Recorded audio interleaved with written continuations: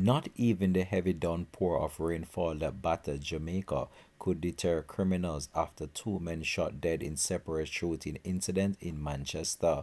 One a senior citizen, the other a taxi driver.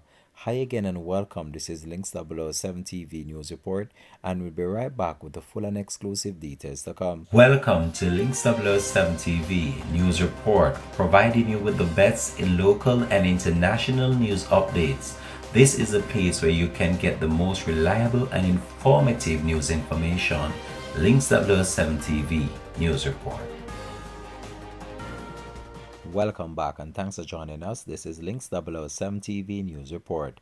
A 63-year-old man succumbed to gunshot wounds he received at hospital after he and his family were attacked and robbed by gunmen in Maidstone, North Manchester on Friday.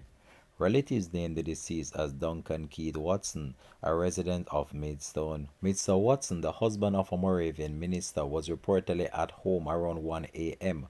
when he reportedly heard strange sounds. He went to investigate, and Watson realized that people were trying to break in his house.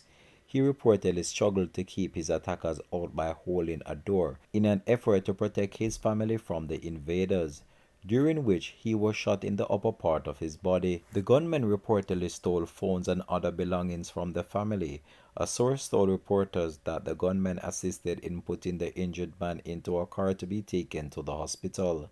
Member of Parliament for Manchester North Western Michael Phillips expressed concern about the incident as he pointed to the recent murders in his constituency. Again, I'm calling on the hierarchy of the police force, Commissioner of Police, the Minister of National Security, that Manchester is in dire need of additional resources. And the resources I speak of are police officers on the ground. This morning woke up to the news of Mr. Watson, house being invaded and him being shot and killed in the community of Maidstone. A farming community, a close-knit community, something that we don't expect in a community like this. In northwest Manchester, this is the fourth murder in less than a month and a half. 5 shootings, 4 murders. This is something that we have not seen. This is deep rural Jamaica. And when you see criminals migrating from other places, influencing persons within the community, we have to root out the criminality within communities like this. I mean, just yesterday I got the news of a farmer losing 5 goats. We have 1 police vehicle at the Cottage Police Station. I've been asking and pleading for more resources because the crime situation is getting out of hand. It cannot be that we're waiting until the situation has totally gone or gotten out of hand. Then we're trying to bring it back. Why not cauterize it? This has torn to the heart of the community. It has torn to the heart of the church. Mr. Watson's wife is a pastor at the church here in Maidstone. She pastors some of the churches in the Malgolly circuit. And he's one that is a community man. Just came back from overseas, doing some work on his house. Troubles no one.